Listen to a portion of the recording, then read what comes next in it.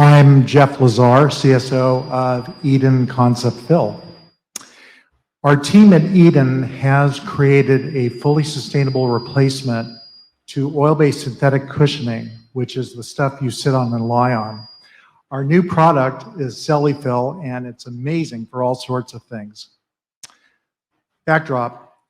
Synthetic polyfoam cushioning is everywhere. It's in beds, sofas, car seats, plane seats, insulation, packaging, you name it. A $118 billion industry with minimal competition beyond synthetics.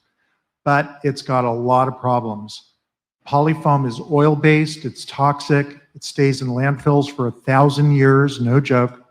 And the pain points, there are no other options, only synthetic polyfoam, that's it. So therefore, costs are subject to the crude oil industry.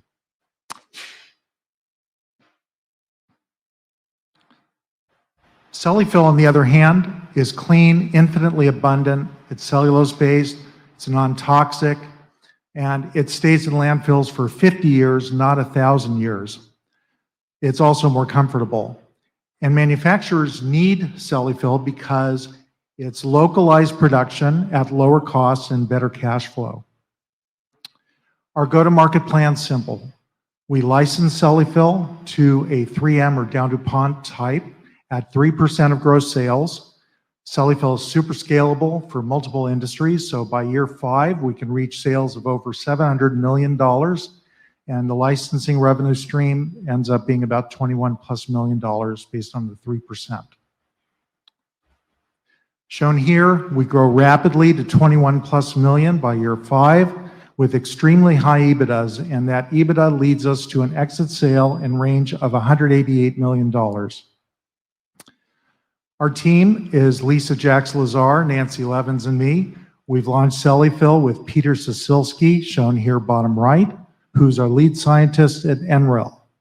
And NREL has committed from this year on as our full R&D consultant going forward. So there's great traction here. National Renewable Energy Lab. Big point, Tesla doesn't use green foam. They only use synthetic polyfoam. So we know the market will explode over the next few years for sustainable cushioning like CellFill, even just for the EV auto sector alone. Our raise in turn is modest, $1 million to cover 2 years of expenses, the lion's share of that going to NREL for R&D expense, over $500,000 over the 24 months. So we get to our $188 million raise, exit by year 5. M&A data proves this is viable. Happy to share that. No one's doing a scalable CellFill cushioning replacement for polyfoam. The market's there for the taking in our view. Thank you, and any questions?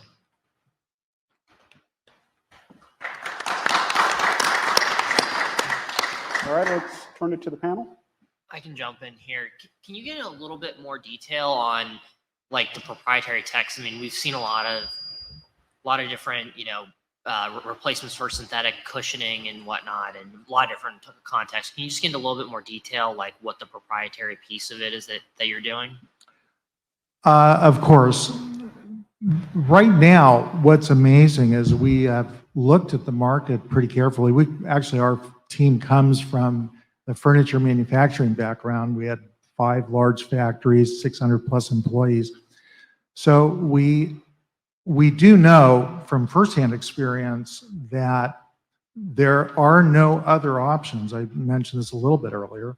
We've searched carefully at this. In fact, just at NREL at a conference last month, sat with Dow DuPont and Shell and Chevron and a number of big companies, and nobody's doing any kind of real fully sustainable effort. So we felt that the market is ripe. It hasn't really changed over the last several years, and so we felt that it was good timing for us.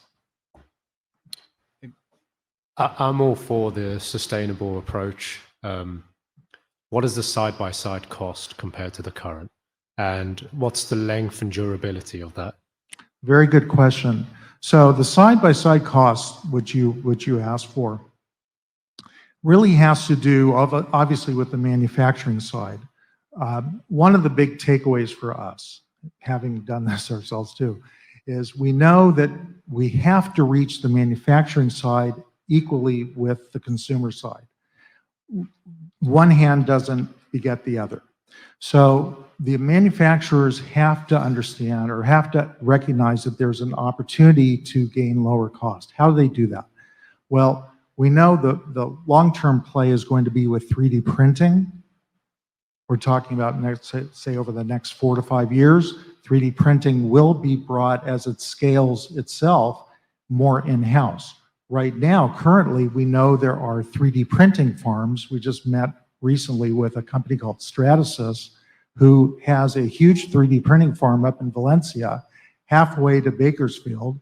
So here you've got the cellulose production being highly scalable in Central California, bring some kind of formalized version into a 3D printing farm in Valencia, and then transport it to the Southern California market.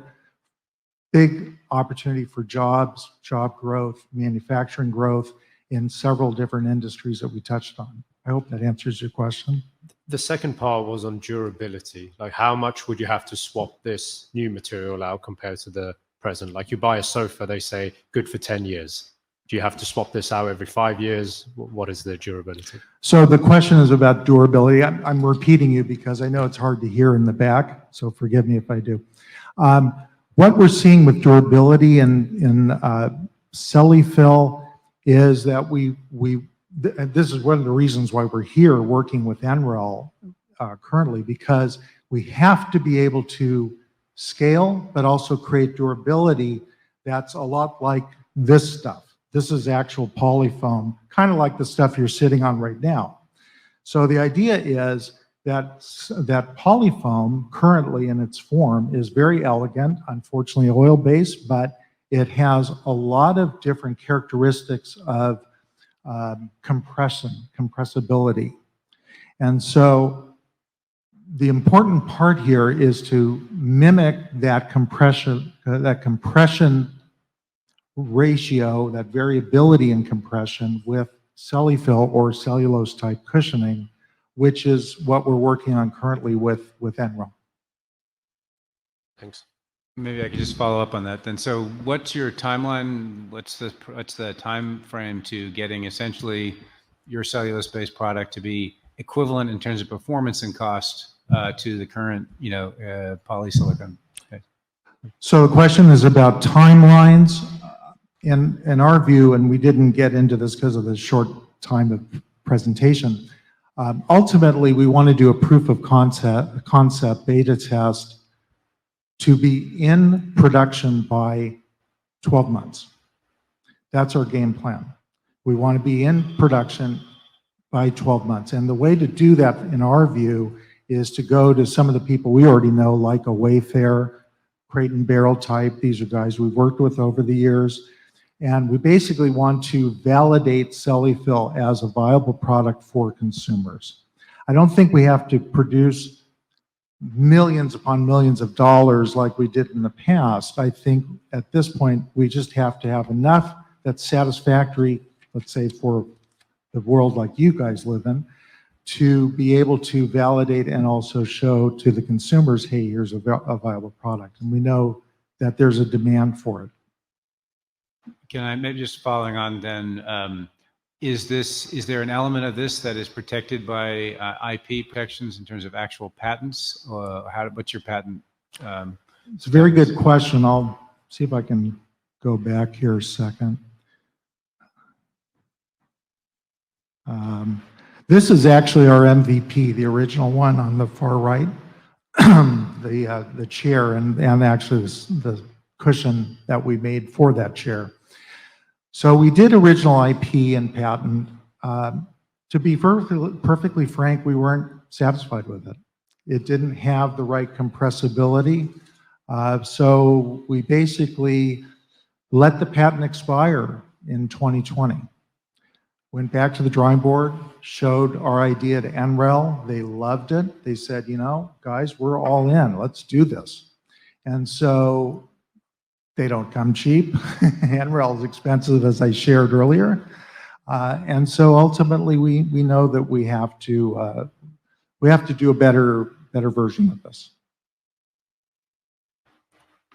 Just as a consideration, what's the fire rating safety of this? Because in certain markets, if you look at transit, for instance, they ask for a V0 safety rating because, you know, in King's Cross in London, there was a fire. Now they look at every single material to ensure the flammability is going to be very low and localized. That is a fabulous question. The question is about flammability. And I literally just had a conversation with Dow DuPont about this same issue about 2-3 weeks ago. And what's so interesting about this, the issue of flammability is completely all over the place. In California, we have very strong regulations, good regulations. In London, it's even a higher regulation because they use what's called a combustion modified high resilient foam. Here's the simple answer to this, and this is what I told Dow DuPont. I think what we have to do is work with probably some sort of barrier cloths, let's say for plane seats or car seats where you have very stringent regulations. You don't have the same thing in other types of products, but there you do. And so there are sustainable barrier cloths. They call them inner liners that go in between the material, the textile, and the cushioning material. So it may be that we have to go there. However, we also talked about this with NREL last week. We were all at NREL speaking with them, and they said, well, maybe we could use clay because clay actually has a lot of, and I'm not a scientist, by the way, if you didn't know this. They said use clay as maybe a material that gets mixed with cellulose that actually has been shown to flame out faster than a lot of other materials like polyfoam or the like. Polyfoam is oil-based, so it is highly flammable, if you didn't already know that. All right, we've reached the end of our questions. Thank you for your presentation. And